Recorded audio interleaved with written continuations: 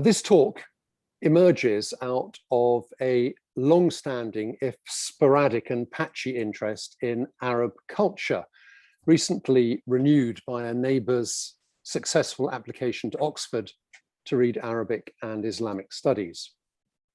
I'll try today to provide an overview of the context of the Quran, its shape and structure, and what it actually says.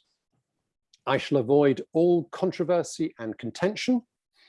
Also, I must say I know no Arabic. Muslims require the Quran to remain in the Arabic because that is the unmediated word of God.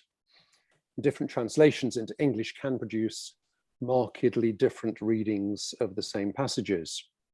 I've relied principally on the annotated translation by Droge. This will be a densely packed, breakneck presentation covering too much ground too quickly. Most slides are quotations from or references to the Quran, and you will need actually to read and absorb the words on the slides as we go through, but you can then look everything up afterwards. Next.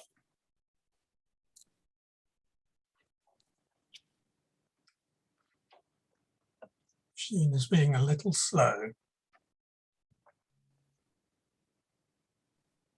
Oh, there we go.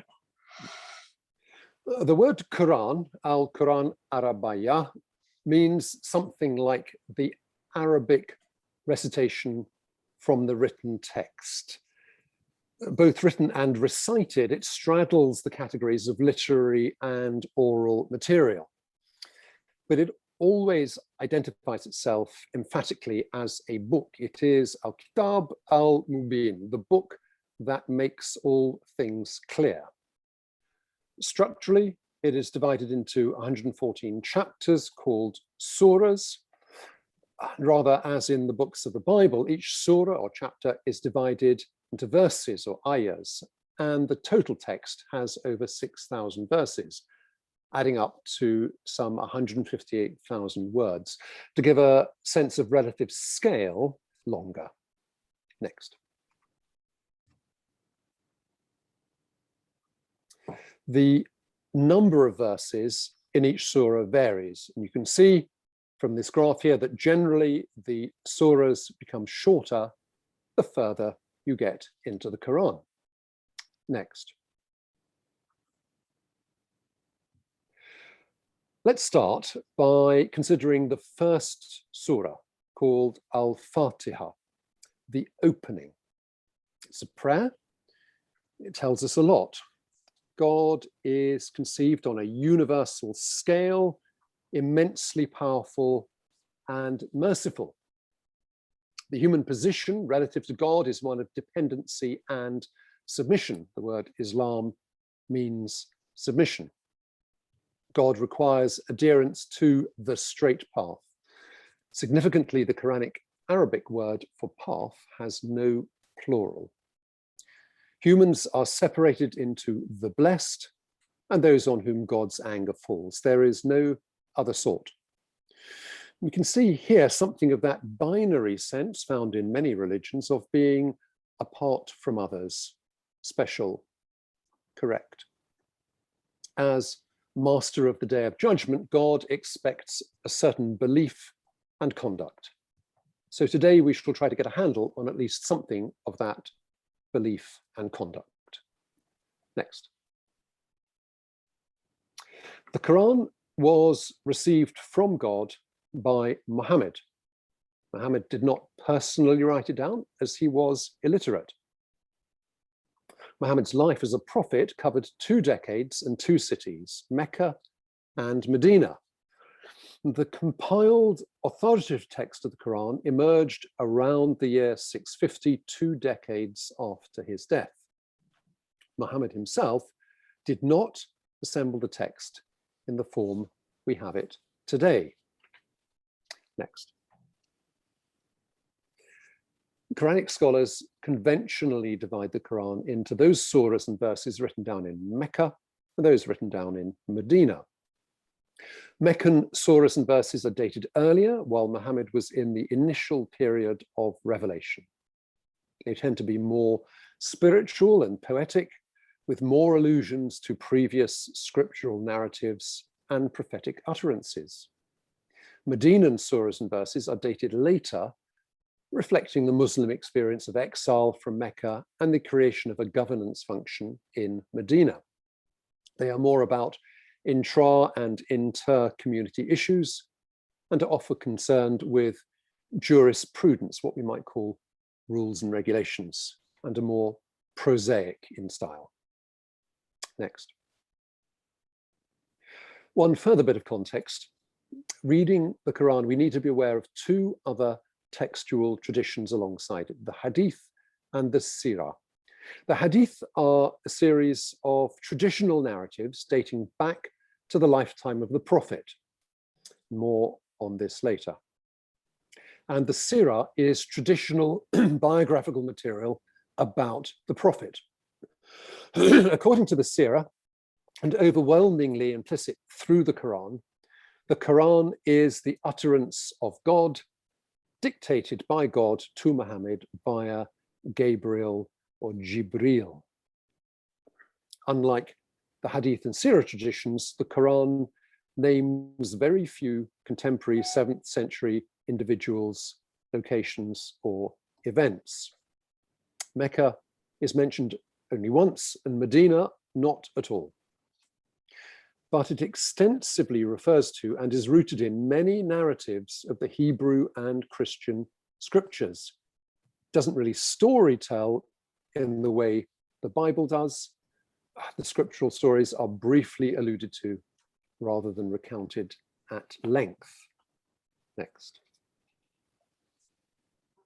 Gabriel, who transmitted God's words to Muhammad, is a biblical figure appearing as an angel to the prophet Daniel to explain his visions, and appearing to Zacharias and Mary to foretell the births of John the Baptist and Jesus. Next. Although in the Quran, Gabriel is not identified as an angel, but as a spirit. Next. So the Quran places itself in the context of the Torah, that is the Pentateuch, or sometimes the whole Hebrew Bible. And it also places itself in the context of the Christian Gospels.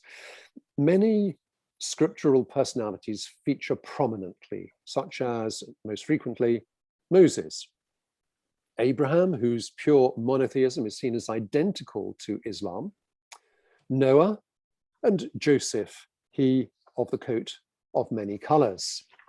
Next. So the Quran closely mirrors the Hebrew conception of God as the creator of the universe and God as the creator of mankind. Next. So in brief, the God of the Quran is the only deity explicitly rejecting the Trinity of the Nicene Creed and all other forms of polytheism. God has the best names, conventionally 99 of them, and a couple getting married are always given a gift of the names of God. God has no son or daughter, exercises providential power, has divine knowledge, is benevolent, determines a person's fate, is light. And just to dwell briefly on that last characteristic, God as light is a concept that can be traced prior to Muhammad through the Baal god of Semitic polytheism, the Ra god of the Egyptians, the Persian Mazda, Platonism, Neoplatonism, and St. Augustine. All in all, while not identical, the God of the Quran is recognizably a very biblical God. Next. Muhammad the Prophet is the final prophet in the line of God's prophets, going from Adam through Noah and Abraham, Joseph and Moses, and Jesus. Next. So the Quran positions Muhammad as a prophet in the Hebrew tradition, bringing truth, good news, and warnings, exactly as the Hebrew prophets defined themselves, and arguably as Jesus did. Next. This direct line of prophetic descent is evident when, for example, Surah 9 says of idolaters, they please you with their mouths, but their hearts refuse you. Next. This passage echoes the New Testament words of Jesus about the scribes and Pharisees, who honoreth me with their lips, but their heart is far from me. Next. And Jesus, in turn, places himself in Isaiah's Old Testament prophetic tradition. Isaiah says of the people of Jerusalem that with their lips they do honor me, but have removed their heart far from me. Next.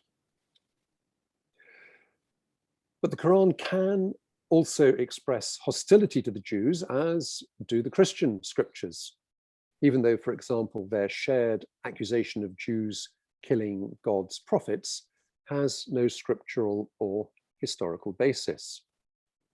Next. Jesus figures prominently in the Quran as a prophet who foretells Muhammad, a created being like Adam, not a god or a son of God.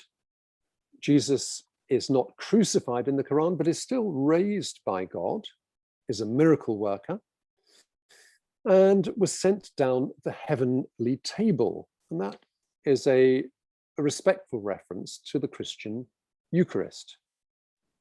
Jesus is the Messiah, al-Masih, although this word is used as a name rather than as a title or role. And all of this helps explain why, for example, Dante saw Muhammad as a schismatic. Next.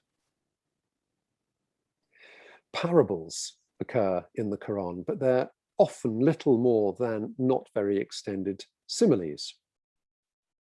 Likewise, biblical metaphors recur, such as the camel and the eye of the needle, a familiar metaphor derived via the Gospels from the Talmud. Next.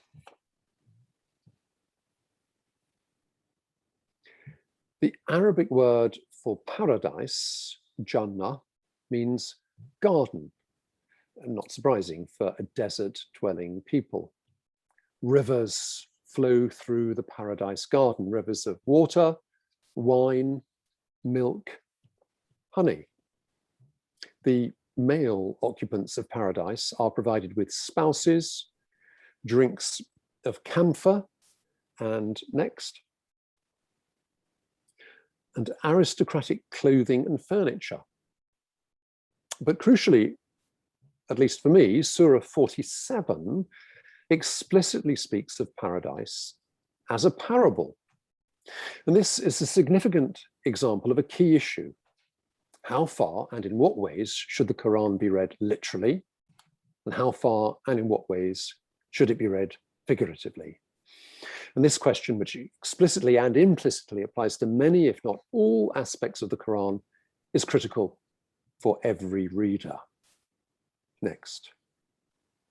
Hell, Jahannam, Gehenna, is to a Western educated eye rather akin to the Inferno of Dante, a burning, boiling, stinking prison echoing with screams. Next. In hell, you can find not just people, but jinn. Next.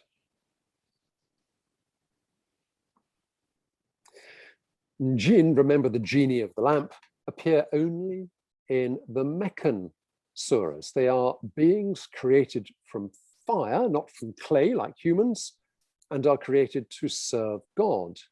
Some jinn are Muslim, but regrettably most go to Jahannam. They can possess a person, they can even possess a prophet. When you worship idols, you're worshipping jinn. The very worst kind of jinn is the ifrit, the crafty or powerful one. And if you read 1001 Nights, you can find Ifrit there. Next. Angels are the winged messengers of God who sing God's praises. They can be agents of revelation.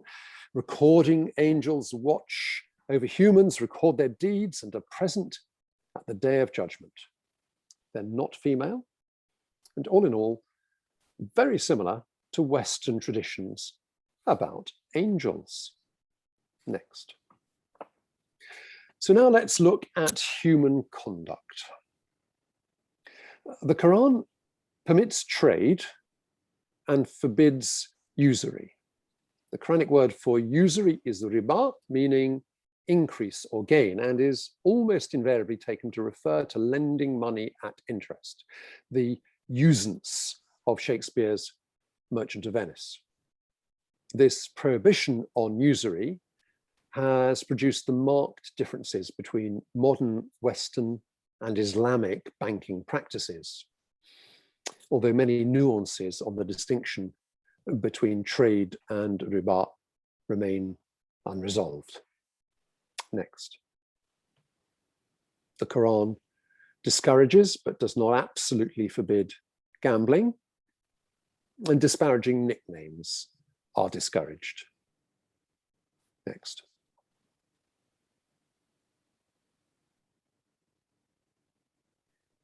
It clearly espouses a social and domestic patriarchy, validating male dominance, control, and the exercise of physical punishment. Quranic rules in relation to sex, marriage, divorce, and inheritance are complex, so I can give only a very incomplete and faint outline of them here. Polygamy, a fourfold polygyny is permitted, but polyandry, not at all. And it is possible to read the Quran as permitting unlimited concubinage. Next. Marrying outside Islam is forbidden. Physical intimacy is forbidden during menstruation because it is ritually defiling. A wife is otherwise permanently sexually available to her husband. Concealing a pregnancy is unlawful. A husband can divorce his wife twice and remarry her twice, but if he divorces her a third time, they cannot remarry a third time. A husband has to fulfill various obligations of support of a former wife following divorce. Widows are entitled to certain provisions, but rules of inheritance invariably favor male over female inheritors. Next. Using the word zina, meaning unlawful sexual activity, the Quran never clearly distinguishes between heterosexual adultery, male homosexuality, lesbianism, or other sexual behaviors. All forms of zina, unlawful sexual activity, are forbidden. One sanction for committing zina is to be immured until death, although male homosexuals are allowed the opportunity to repent. Elsewhere, public flogging is available as a sanction for zina, but nowhere in the Quran is the sanction of stoning to be found. And the Quranic requirement of 4 witnesses to an act of zina makes the practical likelihood of any legitimated sanction being imposed extremely small. Next. Rules on clothing, at least in terms of modesty, apply only to females, but there is no specific reference to any particular clothing item, such as the burqa, hijab, the niqab, yashmak, and so on. The Quran insists that clothing serving the function of modesty is necessary, but modest clothing, regarded as a metaphor for self-governance before God, is more important. Next. The Quran implicitly accepts slavery as a normal part of social and domestic life. The usual term for slaves is what your right hands own. Doing good to a slave is one of the actions of a servant of God. The manumission of a slave is a sign of piety and is a common sanction for middle-ranking wrongdoing, although scholars disagree whether the Quranic word for manumission means freeing a slave or ransoming the captive. A male slave owner is permitted to have sex with a married female slave, but he is encouraged to marry off his Muslim male slaves to his Muslim female slaves. And as a footnote, rather like the practice of slavery, prostitution into which female slaves should not be forced is accepted as a social norm. Next.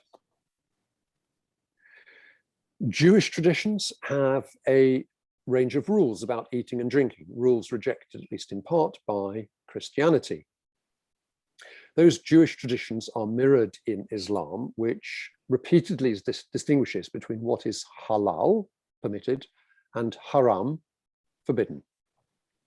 The Quran is not clearly consistent about alcohol. Wine is an abomination, and yet specifically date or grape wines are a good provision.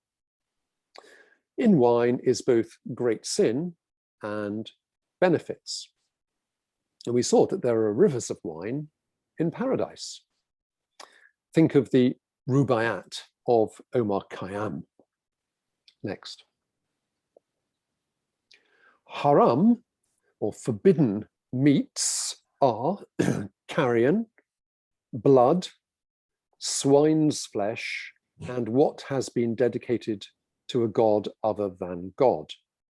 And this oft-repeated rule can be waived only in cases of necessity. The prohibition on the consumption of blood has led to practices of halal slaughtering, which involve draining blood from an animal. All fish is halal, permitted, and the equivalent of the Christian act of saying grace before eating is a requirement. And several plant-based foodstuffs are identified as a sign of God's providential care of humankind. Next.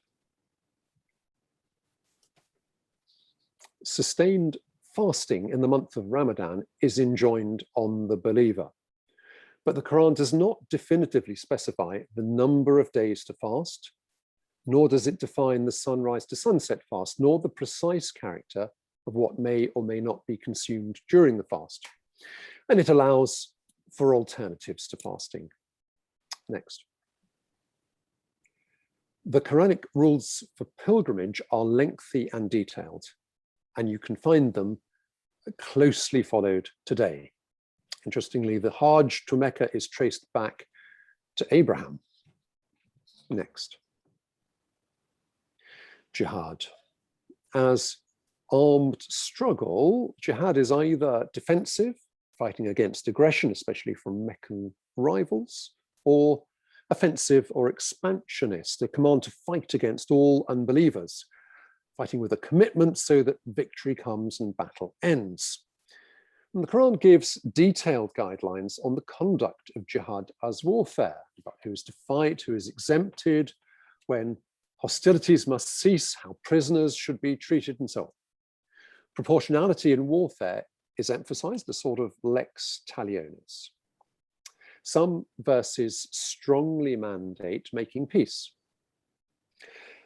Muslim scholars always distinguish the greater jihad, and that is the daily struggle of inner spiritual striving to live righteously as a Muslim, and the lesser jihad, the physical struggle or holy war in defense of Islam.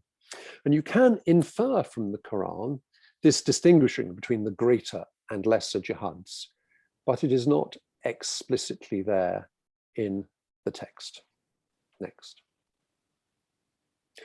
The Quran sanctions extreme responses to those who resist jihad as warfare, as to common thieves. But while apostasy is regarded with abhorrence, it is an offense punished by God.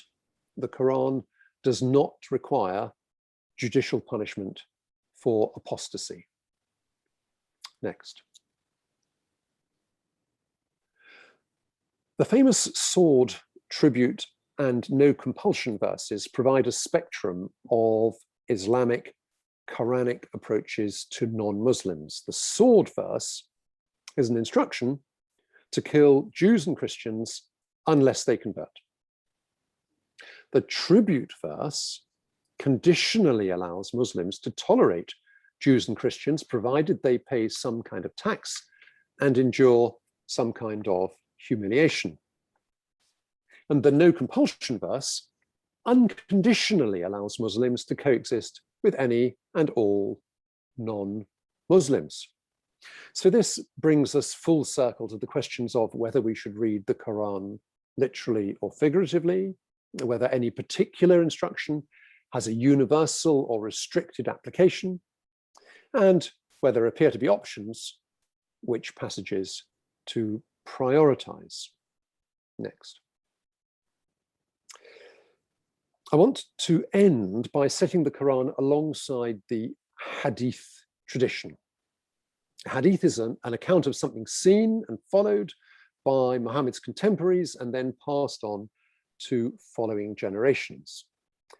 There are many Hadith schools, as you can see, all developed after the life of Muhammad and often formulated as a means of resolving disputes.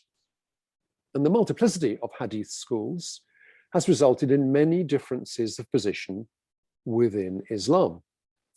The Shia and Sunni differentiation is rooted in Hadith disagreements over leadership entitlement, which in turn led to disagreements over religious practice and also over social and domestic norms. And these disagreements are found in sect-differentiated Hadith preferences. Hadith traditions form a key basis of Sharia law, and so of the issuing of fatwas. And just to explain that, a fatwa is a non-binding legal opinion on a point of Sharia law issued by a mufti, that is a legal expert. And it is from these Hadith traditions and not from the Quran that much of Islamic belief and practice has derived. Next. So lastly, I'll show you a current example of Hadith activity today and its relation to the Quran. This is the typical pattern of the creation of Islamic belief and conduct. Let us consider the Islamic position on dogs, a topic which cropped up in my own workplace quite recently. The Quran says about dogs only that you can use dogs for hunting unless you are in a state of sanctity. The Quran also tells a dog-based parable with a leopards and spots type moral that people tend not to change their behaviors and views. Next. Now, on the internet, just a few weeks ago, a Muslim wrote to a mufti to ask for the defined Islamic position on dogs. And the mufti began by quoting the Quranic dog passages we have just seen. Next.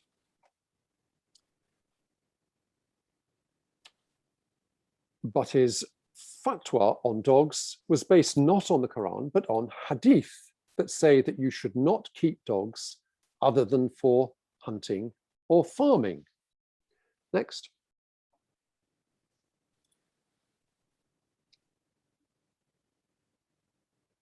And he went on to expand his fatwa based on another hadith that says that if you touch a dog when it is wet, then your hand becomes impure. Right here, you can see an example of Islamic belief and conduct that has emerged not from the Quran, but from hadith. Next.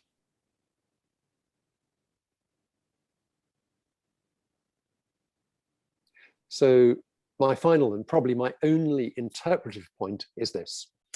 It's helpful to the non-Muslim to understand that the Quran and Islam are not necessarily exactly the same thing. Not unlike, say, the gaps you can find between the text of the New Testament and various competing Christian practices, there are gaps between the text of the Quran and various competing Islamic practices. And also parallel to Christianity, many competing Islamic practices emerge from non-Quranic material. while some readings of the text are capable of being experienced as restrictively directive, the Quran, al-Kitab al-Mubin, the book that makes all things clear, often intends to be more creatively open and richly ambiguous, offering itself to more figurative and multivalent readings. Quranic clarity can include a diversity that is the product of creativity, openness, ambiguity, and figurative multivalence. Thank you very much. Thank you. Do you want to say a few words? And just to say, there's a bibliography, which we stuck at the end. Some of it comes from my lovely next door neighbour who is about to go up to Oxford. So I gave her some good opportunity to put across some really good ones that she thought as well. That's particularly the history and the political thought side of it. So there's some stuff to look at if you are interested there. Thank you to Mike for his brilliant slide movement, which was wonderful. Thank you. I hope I was giving people just enough time to read what was on the slides by delaying the changeover a little bit. Right, let's stop the share. And let's see if we've got anything in. Everyone's been so enchanted by your talk, Stephen. There are no questions there at the moment. We've got about 4 minutes remaining. If anyone wants to ask a question, you can either put it in the chat, in which case we'll try and answer it in the on the blog, which you've got the link in your email, or alternatively, you can unmute yourself and ask it here, and Stephen in the remaining 4 minutes will try and give you a succinct answer. But thank you, Stephen. That was absolutely fascinating. Anybody want to? And it looks like everyone's been rendered silent. Oh my word. That might be good. It might not be good.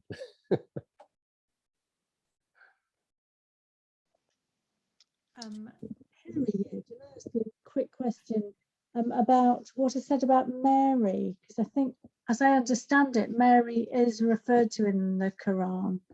Mary features an enormous amount and is very highly respected, and I think that's a kind of curious thing from our, if you like, at least my very limited sort of Western European sort of Christian perspective. It's maybe because of the dates. Of course, it reflects a greater, what we would think of as a Catholic interest in Mary, rather than a slightly different Protestant perspective that came later. But it's certainly Mary features as a particularly important figure. Oddly enough, Joseph, as in the husband of Mary, doesn't appear at all. So poor old Joseph doesn't get a look in that sense. But you're right. There's a lot to be reflected on the presence of Mary in the script as well, in the text as well. Thank you. Hi, Stephen. It's Bill here. Just a thought. I was being very interested. By the way, thank you for the interesting presentation. I know not a lot about this, but I'm curious about the parallels between the Christian and Hebrew traditions and the Quran. They're pretty close in background by the sound of things. Are any of the sort of parables from the Christian tradition mirrored in the Quran? Well, there's quite a frequent reference to parables, but they turn out not to be quite the things that that we think of as a parable, because we think of a little story, then the little story happens, then you go, oh, right, okay, what does that story mean? And they will say something like, it's the parable of the camel and the needle, or whatever it is, and they won't really do anything much more than that in when they appear in the Quran. So an awful lot of it presupposes a very intimate pre-existing knowledge of the Hebrew scriptures and the Christian scriptures. There are lots of just very fast passing references to stuff that you have to know your previous scriptures to make any sense of at all. And I think one of the interesting features, for me at least, is the proximity between the Quran and the Old and the New Testament. I mean, they have a lot of contiguity in a way that we tend to, or we're encouraged by, I don't know, popular media or something, to think of the Quran as some strange alien text. And it's actually very, very close in many ways in its thinking and in its language and in its use of, particularly its use of figurative language to the kind of scriptures that we're very familiar with. And that for me is something that it would be nice if we understood a bit better, I think, in many ways.